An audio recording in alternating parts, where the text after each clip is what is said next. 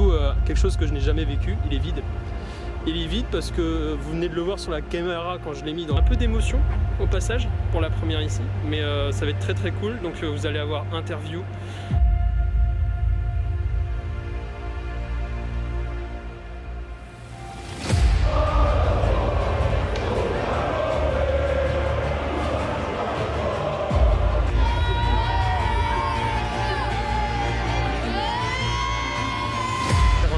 Pour aller du côté du COP, pour aller du côté des tribunes pro-supporters pour nos petites interviews.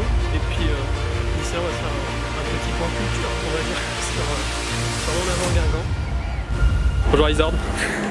Salut les amis, Saraf PES. On est dans un cadre qui n'est pas du tout habituel, puisqu'on est avec Isard déjà, ça c'est pas habituel. Non, ça c'est sûr. Et on est surtout au Rodourou, mais surtout quelque chose que je n'ai jamais vécu, il est vide. Et Isard il va être en présidentiel ce soir pour sa première au Rodourou. Il va être tout là-bas. Là-bas, là, je mets mon doigt, à peu près. Ça fait très bizarre d'être là. Ça fait très bizarre d'être là, de se filmer. Un peu d'émotion au passage pour la première ici, mais ça va être très très cool. Et puis moi, en attendant, je ferai un peu le tour de tout ça. J'irai chercher des interviews et des belles images pour vous, parce que du coup, j'aurai accès un petit peu à tout. Et Isard, un petit mot pour ta première à Guingamp. Le stade est vraiment beau, mais franchement, c'est dingue. Je m'y attendais pas du tout déjà quand j'ai gagné le concours sur Twitter. Et ça déjà ouais. Ouais, j'ai hâte à ce soir et puis on verra, on espère que Guingamp va gagner en tout cas. On est sorti du stade, on va se faire un petit point culture, on va dire, sur l'en avant Guingamp. L'en avant Guingamp est un club qui a été créé en 1912. À l'origine, c'est un projet sportif et social lancé par des instituteurs de la ville et il se nomme En Avant. Plusieurs sports sont pratiqués au sein de l'association comme l'athlétisme, mais aussi la natation, l'escrime, la gym, le tir ou encore le football. Le regroupement sportif En Avant prend de l'ampleur et devient la Société d'éducation physique En Avant. Une fois son nom de SEPEA donné, la société regroupe le football, la natation et le tir. Peu après la fin de la Première Guerre mondiale, le football prend le dessus au sein de la société et c'est ici que commence l'histoire de l'En Avant Guingamp. En 1922, le club joue ses premiers matchs au stade Montbareil sur les hauteurs de Guingamp et c'est en 1929 que Guingamp monte en division d'honneur et cela durant 2 saisons et côtoie ses clubs voisins comme Brest, Lorient ou encore Laval. En 1976 et 1977, l'EAG grimpe les échelons du football français et arrive en D3 puis en D2 en l'espace de 2 saisons seulement. Le club se maintient à flot dans les hauts championnats français et obtient son statut professionnel en 1984. Le stade Montbareil, renommé en 1947, Yves Jacquin devient beaucoup trop étroit pour accueillir les grands clubs auxquels fait face le club. Les supporters sont davantage debout autour du petit stade sur les hauteurs de Guingamp plutôt qu'assis en tribune. C'est en 1990, après quelques années de travaux, que le stade municipal de Rodourou devient la nouvelle maison de l'En Avant Guingamp.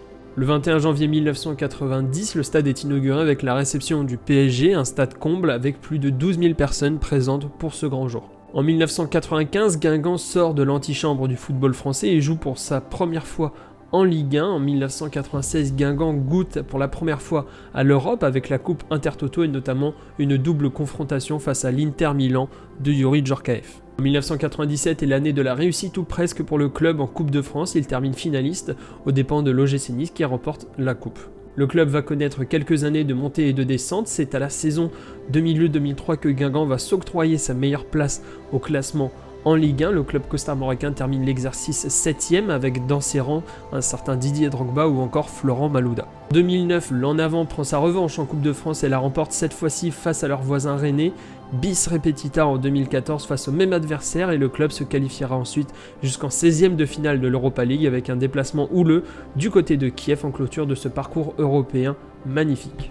Le club grandit et se modernise en 2016 avec la création d'un nouveau centre de formation nommé l'Académie. 2017 est l'année de l'insolite. Le club et des fans incontestés de l'En Avant créent l'association Calonne. C'est environ 15 206 supporters du club qui vont devenir actionnaires au CA et ils seront représentés et le sont toujours par plusieurs personnes élues au sein de l'association. En 2018, un nouveau centre d'entraînement pour les professionnels voit le jour, il est nommé ProPark et se situe juste à côté de l'académie créée quelques années plus tôt. Saison 2018-2019, l'aventure en coupe continue mais cette fois-ci en coupe de la Ligue et les Guingampais échouent en finale au tir au but face à Strasbourg du côté de Pierre Mauroy à Lille. Aujourd'hui, le club est en Ligue 2 et joue ce soir face à Bastia, un match important en vue d'un classement dans les hauteurs de la Ligue 2 en fin de saison.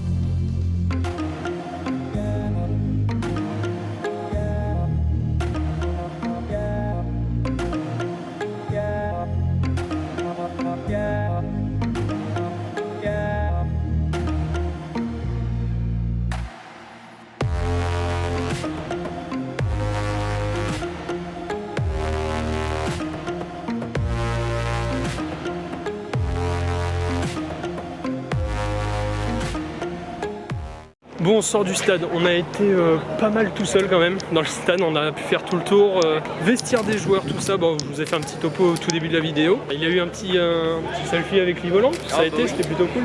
Je vais donner la place à monsieur Hazard, il sait qu'il est en présidentiel et il va pouvoir y aller. Et puis bah moi de mon côté, je vais continuer à aller chercher des petits interviews, aller chercher des belles images. Donc, Hazard, je vais te donner ta place. Tenez monsieur, c'est cadeau. Merci beaucoup. J'espère que tu vas en faire bon usage, que tu vas pas te tromper de place. Ouais, bon, ça devrait le faire. On monte encore, on monte encore. Je suis comme un gamin qui vient d'avoir son cadeau de Noël. C'est vrai? Bon, c'est un petit cadeau avant l'heure quand même.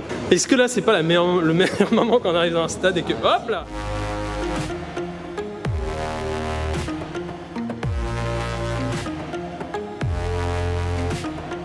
Et on s'abonne à la chaîne, le petit pouce bleu, et Hazard il le fait tout le temps. Ah, bah, Donc vous pouvez le faire. Et partagez la vidéo à vos potes. Ce cadre est quand même incroyable. C'est fou.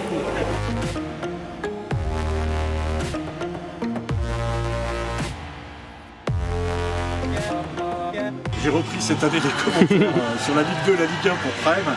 Moi j'ai été pendant très longtemps à Canal+, pendant une vingtaine d'années. Avant j'étais à TPS Star et avant j'étais à Radio France. Ok. Donc j'ai commencé moi les commentaires radio à France Bleu Isère, donc la radio locale de Radio France à Grenoble. J'ai commencé par du rugby et puis ensuite j'ai été journaliste à Radio France, pas spécialement sport, et puis ensuite je suis revenu au sport, au foot via TPS. Ensuite Canal+, et j'ai quitté Canal il y a un an. Et me revoilà sur les terrains, j'avais complètement arrêté parce que j'étais rédacteur en chef des magazines et des documentaires au sport à Canal+. Et qu'est-ce qui a fait que tu es retourné du coup sur le football avec Prime? Prime? Je me suis fait virer de Canal parce que j'ai signé un communiqué de presse, une pétition qui défendait la liberté d'expression et le droit à la caricature. Mon président, le propriétaire de Canal, monsieur Bolloré, n'a pas aimé. Hein, c'est un breton d'ailleurs. D'accord. Il n'a pas du tout aimé et on a une vingtaine de journalistes à avoir signé Cette ce pétition. papier, on s'est fait virer. Voilà. Quand tu viens comme ça pour Prime sur les stades, quand tu es dans des clubs comme celui de Guingamp, tu ressens quelque chose par rapport à l'histoire du club, par rapport au... Ouais. Vraiment, chaque club a son histoire et ici on sent qu'elle est forte, elle est prégnante. Parce que quand on vient, moi ça faisait très longtemps que j'étais pas venu, les angles n'étaient pas bouchés du stade, on voyait encore les balcons de l'immeuble derrière pour dire si ça fait longtemps que j'étais pas venu. Et ici on sent que ça respire le foot, on sent qu'il y a une âme, le stade, on a l'impression d'être dans un petit stade anglais et c'est super agréable. Et quand on arrive ici, tout le monde se tutoie, c'est très simple. Très familial. C'est très familial. Et ça c'est le foot, hein, ça devrait être ça tout le temps le foot. Il y a d'autres stades en Ligue 1 où c'est plus le cas hélas. Qu'est-ce que t'en penses toi que le club mette à disposition des places pour les supporters qui sont sur les largeurs du terrain, donc les places debout en populaire et pelouse? Moi je trouve ça bien parce qu'il faut qu'on retrouve des places debout. On avait perdu trop de passion avec toutes ces places assises. Moi je suis content qu'à nouveau il y ait des endroits où on a des places debout, vraiment les vrais supporters. Même dans les tribunes, les ultras puissent s'exprimer, puissent bouger sans gêner les autres, parce que si tout le monde est debout, un endroit bien protégé, il n'y a pas de raison, au contraire, on vit pleinement le foot je pense. Merci beaucoup. Allez, on va découvrir d'ailleurs tout de suite dans les buts Enzo Basilio. Le retour en défense de Taylor Lugando. Notre solide défenseur vendéen Baptiste Roux. Vous êtes abonné depuis combien de temps? Notre invité, bien sûr, qui va nous parler de Pour ces 20 ans d'abonnement, et quelle est pour vous la plus belle année que vous ayez vécue? C'est l'année des...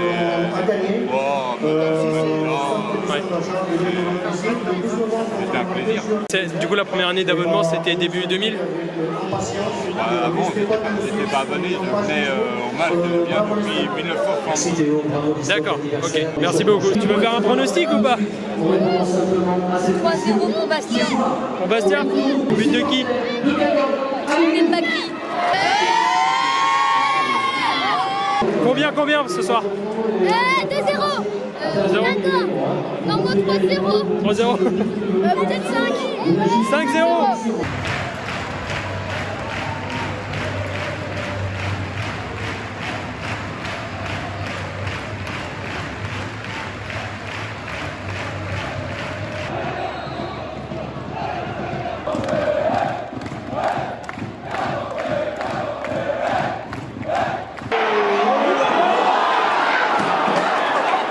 Il y a eu beaucoup d'enfants De pronostic avec des enfants, c'est une initiative du club qui a été faite il y a quelques semaines d'inviter des clubs amateurs. Donc les clubs amateurs se sont inscrits, ils ont mentionné le nombre d'enfants qui allaient venir et donc plusieurs clubs se sont retrouvés au stade ce soir pour pouvoir regarder ce match en petit cadeau en fait des vacances de la Toussaint. D'où le fait qu'il y ait beaucoup d'enfants ce soir.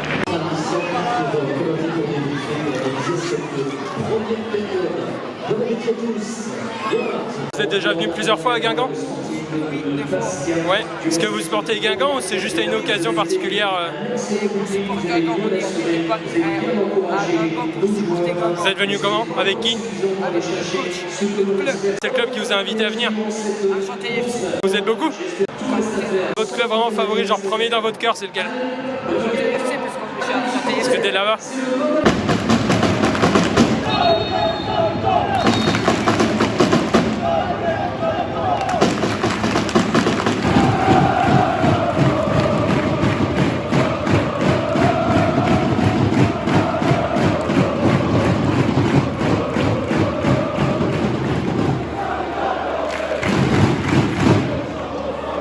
Je m'appelle Paulo Lucas.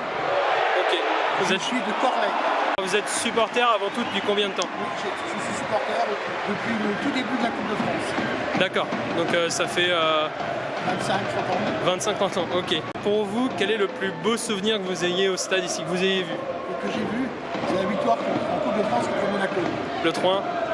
Le 3-1 dans les prolongations, ouais. Oui. Une question, vu que vous êtes stadier, quel est votre rôle en fait pendant les matchs? Mon rôle, c'est je scanne les billets. D'accord. Les billets, soit avec le stade, soit avec le téléphone. Ok. À 25-30 ans, qu'est-ce qui a fait que c'est ce club-là que vous avez supporté? Est-ce que c'est...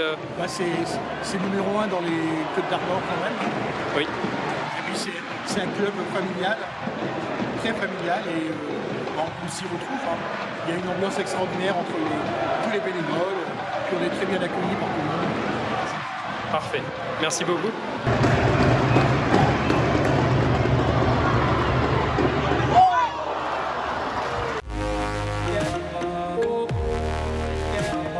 Izord, First and Foot, une petite série de questions, tu réponds par soit l'une soit l'autre, ok?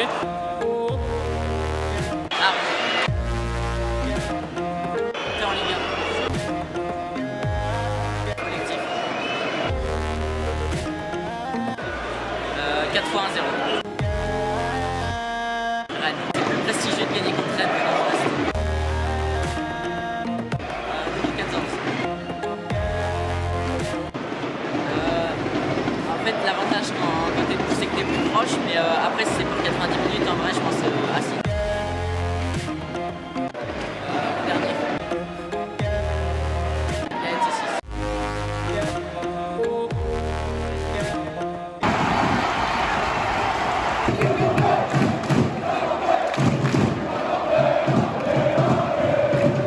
Et Izord, comment t'as trouvé ce match? Compliqué, le but de Bastia c'est difficile parce que ces Guingamp ils ont bien joué tout le match. Après il faut être réaliste, faut dire que aussi Bastia ils ont eu leur moment où ils ont dominé. Triste pour Guingamp parce qu'ils méritaient au moins d'en planter un deuxième. Mais avec les problèmes de finition là pendant ce match c'était compliqué. Fin de cette journée avec moi puis au stade tout ça pour ta première ici. Du coup je t'offre ça de la part du coup d'un peu tout le monde puisque c'est la cagnotte de tout le monde. Normalement, tu as plusieurs petites choses. Parfait. Ça, c'est des magnettes, si je ne me trompe pas.